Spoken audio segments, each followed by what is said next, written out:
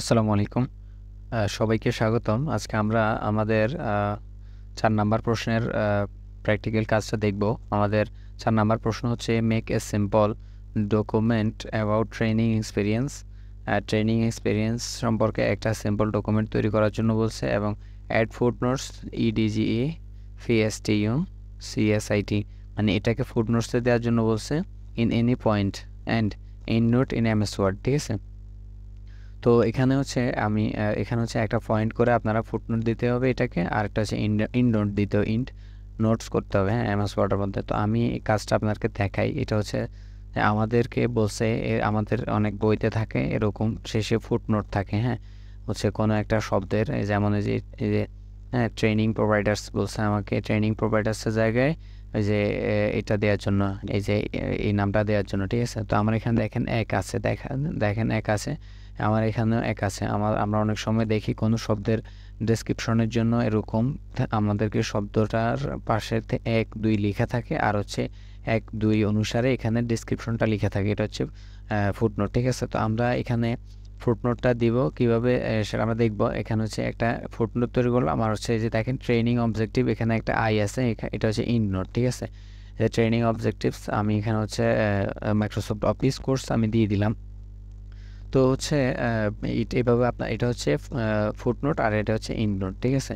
তো এটা আমরা কিভাবে করলাম এই কাজটা আমরা দেখব। তো শুরুতে আমি হচ্ছে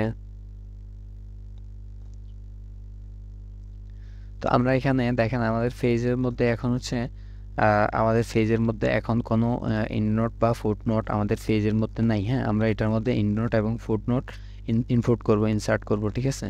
তো শুরুতে আমি যে যে যে ওয়ার্ডের জন্য হচ্ছে ট্রেনিং প্রোভাইডার্স, আমি হচ্ছে ওই যে প্রতিষ্ঠানের নামটা দিয়ে দিব। আমাকে বলছে হচ্ছে এখানে হচ্ছে এই যে ফুটনোট তৈরি করার জন্য এখানে হচ্ছে আপনার এটা দেওয়ার জন্য বলছে ফুটনোটে, ঠিক আছে? তো আমি হচ্ছে ট্রেনিং প্রোভাইডার্সের মধ্যে এই প্রতিষ্ঠানের নামটা দিয়ে দিব, এই জন্য আমি ট্রেনিং প্রোভাইডার্স সিলেক্ট করলাম। সিলেক্ট করার পরে এখানে হচ্ছে আমি আমার মাইক্রোসফট ওয়ার্ডে রেফারেন্সে গেলাম। রেফারেন্সে গিয়ে এখানে ইনসার্ট ফুটনোটে আমি ক্লিক করলাম।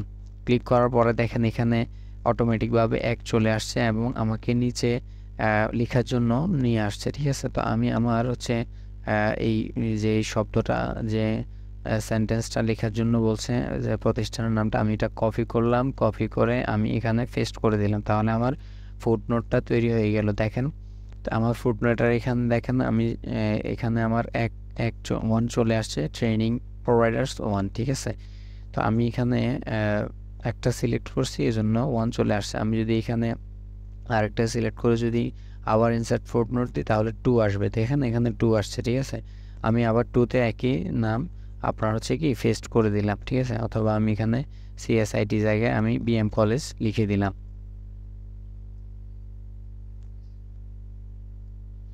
ঠিক আছে?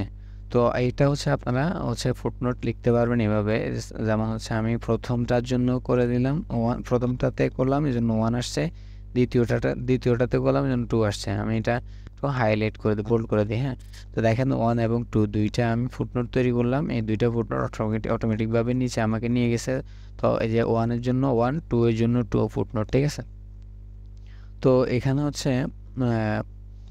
এরপর হচ্ছে আমাকে বলছে ইন্ড নোট তৈরি করার জন্য। সাপোজ হচ্ছে যেমন হচ্ছে আমি ট্রেনিং অবজেক্টিভটা সিলেক্ট করলাম, রেফারেন্সে গেলাম, এরপর দেখেন ইনসার্ট ইন্ড নোট, ঠিক আছে? ইন্ড নোটে আমি এখানে গেলাম, ক্লিক করলাম, সাথে সাথে আমাকে হচ্ছে আই দিয়ে হচ্ছে একটা ঘরে নিয়ে আসছে। তো ইন্ড নোট হচ্ছে একদম সবার ফেজের শেষে আমরা হচ্ছে আমাদের বই সম্পর্কে বা আমাদের টপিক সম্পর্কে, বই সম্পর্কে আমরা সাধারণত এখানে লেখা থাকে যে পাবলিশারের নাম, বইয়ের নাম বা কত সালে পাবলিশড হয়েছে, এই সম্পর্কিত লেখাগুলা, বই সম্পর্কিত লেখাগুলা ইন্ড নোটে আমরা সাধারণত দিয়ে থাকি একদম ফেজের শেষে, ঠিক আছে?